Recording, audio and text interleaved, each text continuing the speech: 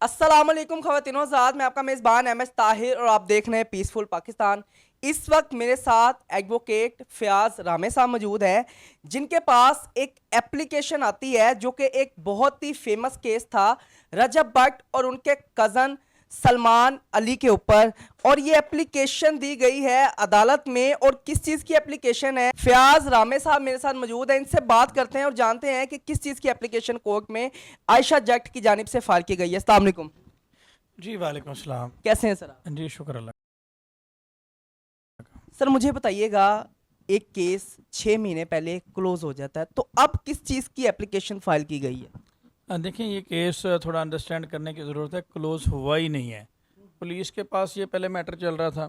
Police ने matter को investigate किया और उसके बाद उन्होंने पुलिस इन्वेस्टिगेशन ऑफिसर के पास ये इख्तियार होता है, वो किसी भी ऑफिसर की गिरफ़्तारी किसी भी मुलज़म की गिरफ़्तारी को डिले कर सकता है। उन्होंने इनकी अरेस्ट को डिले किया था। उसके बाद मैटर अब अदालत में आया है और अब अदालत ने इसके ऊपर इख्तियार समाअत लिया है और मुल्ज़मान के लिए फ्रेमिंग ऑफ चार्ज के लिए इस केस को रखा है। आयशा जट ने 6 महीने पहले भी केस फाइल किया था और कहा यह जा रहा था कि इस केस में रजब भट्ट, उनके जो कज़न है सलमान अली, और जो रजब भट्ट के बेनोई है जवाद हैदर, उनको कोर्ट की जानिब से इक्वेटेड कर दिया गया था। नहीं नहीं, कोर्ट की जानब से तो एक्विटेड किया ही नहीं गया। ये तो बस बेबुनियाद बातें हैं ना सोशल मीडिया पे। अगर इससे पहले एक्विटेड किया गया था तो कोई ऑर्डर ला के दिखा दें हमें कौन सी अदालत ने बरी किया था।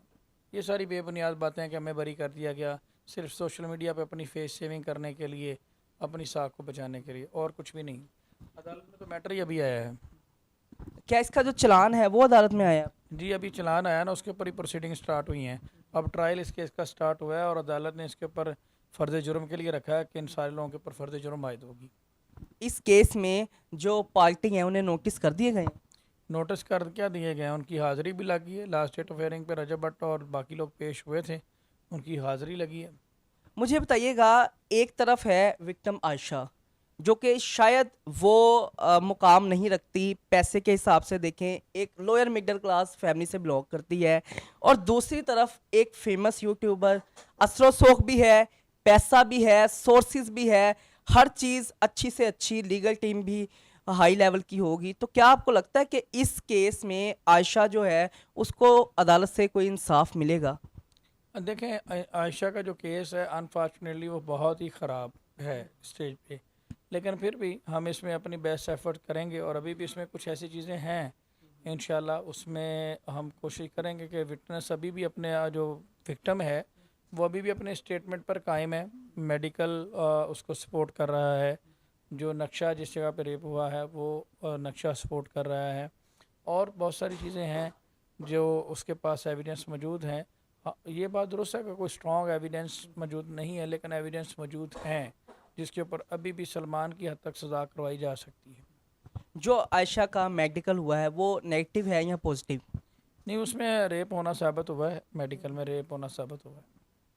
तो अब आपको क्या लगता है कि क्या रजब भट्ट, क्योंकि एक असरो सोख वाला बंदा है और आपने देखा भी होगा जब वो अदालतों में आता है बड़ा एक प्रोटोकॉल होता है, तो क्या आपको लगता है कि एक मुलजिम जो कि अदालत में पेश हो रहा है और जिसके ऊपर इतने संगीन इल्ज़ामात हैं, 376 का जो एलिगेशन है वो, एक आपको पता है क्योंकि आप लॉयर हैं, तो इस हिसाब से क्या एक मुलजिम को इतना प्रोटोकॉल देना चाहिए? भाई, जिसकी लाठी उसकी भैंस वाली बात है, ठीक है। और डेफिनेटली वो पैसे वाला बंदा है, पॉलिटिकल इन्फ्लुएंस भी है उसका।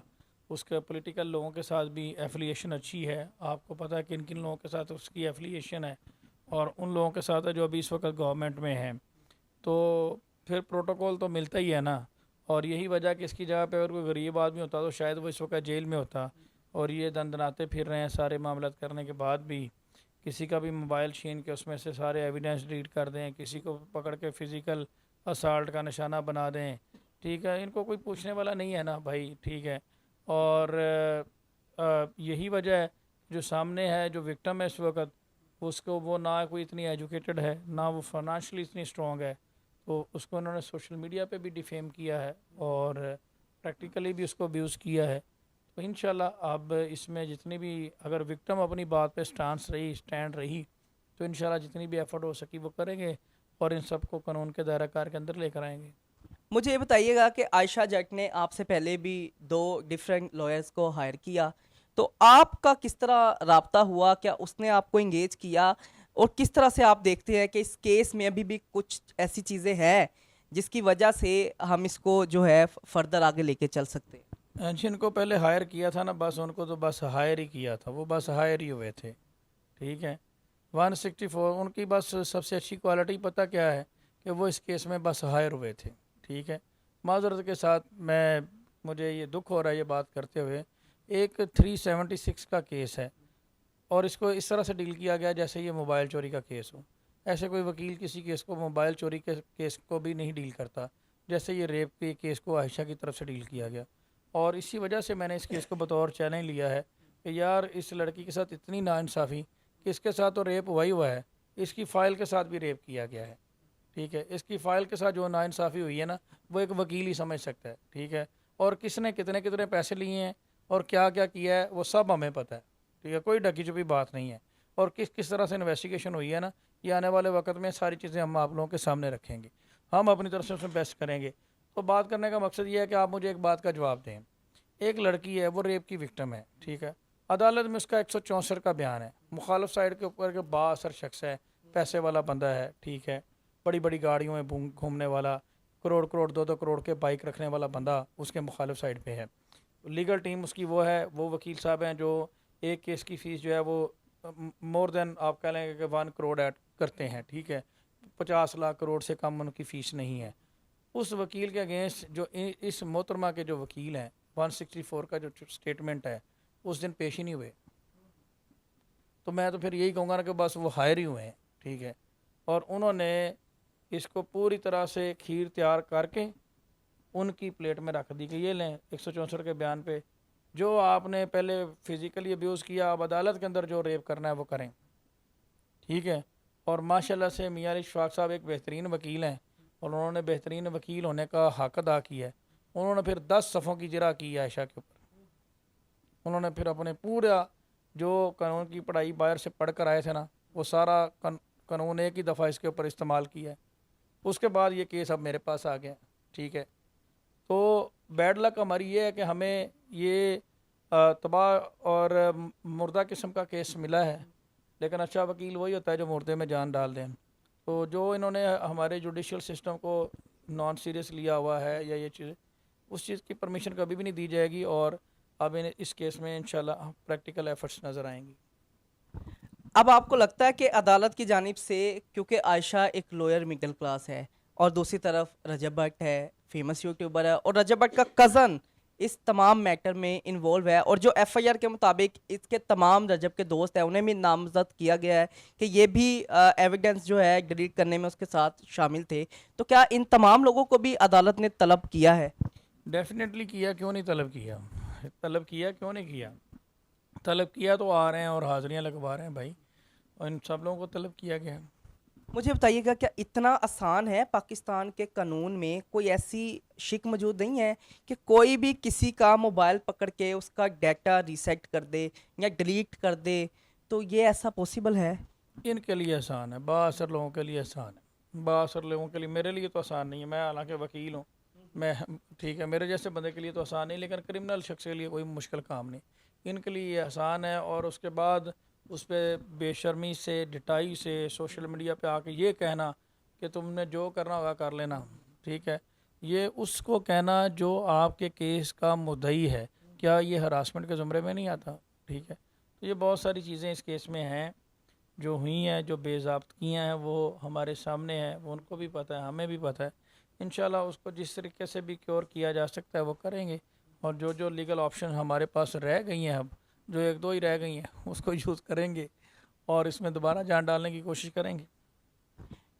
इन शॉर्ट, अब क्या मैसेज देना चाहेंगे उन तमाम ख़वातीन को जो कि लोगों की बातों में आ जाती हैं और लोग जो हैं सोशल मीडिया पे उन्हें नेगेटिव तरीके से अपनी तरफ अट्रैक्ट करते हैं, फिर उनके साथ ये तमाम जो है बातें की जाती हैं कि हम तुमसे मोहब्बत करते हैं क्योंकि आयशा के साथ भी इस केस में भी यही हुआ ना, आपने तो तमाम केस भी पढ़ा है, तो क्या मैसेज देना चाहते हैं उन खवातीन को, उन स्टूडेंट इसमें बहुत सारी हैं जो कि फ़ीमेल्स हैं और जो बहुत ज़्यादा सोशल मीडिया का इस्तेमाल करती हैं, उन्हें क्या मैसेज देना चाहेंगे कि लोगों की झूठी बातों के हवाले से क्या मैसेज देना चाहेंगे? मैं सिंपल इसमें यही कहूँगा कि देखें, किसी भी शख्स को इस बात की इजाज़त नहीं दी जाएगी कि वो किसी खातून को शादी के या फिज़िकल रिलेशनशिप उसके साथ कायम करने के बाद उसको अब्यूज़ करे, और अब्यूज़ करने के बाद उसको सोशल मीडिया पे भी डिफेम करे और मुआशरे को आलूदा करे, मुआशरे को गंदा करे, चाहे को खातून हो चाहे को मर्द हो, तो उसको किसी सूरत भी नहीं इजाज़त दी जाएगी। और ये जो अभी शरीफ बने बैठे हैं ये सारे के सारे, ये पहले उनके अंगूठे मुंह में डाल के चूसते रहे हैं, ठीक है। तो हमने तो अभी अपनी ज़ुबान को बड़ा, क्योंकि हमारी तरबियत ऐसी नहीं है, हम नहीं चाहते कि हम किसी की चादर उछालें। इन्होंने तो 6-7 लोगों को ये शर्म नहीं आई कि ये खातून के मुकाबले में इतने गिरे हुए लोग हैं। लोग कहते हैं वो मुझे गिराने लग गए, सारा पाकिस्तान मुझे गिराने लग गया।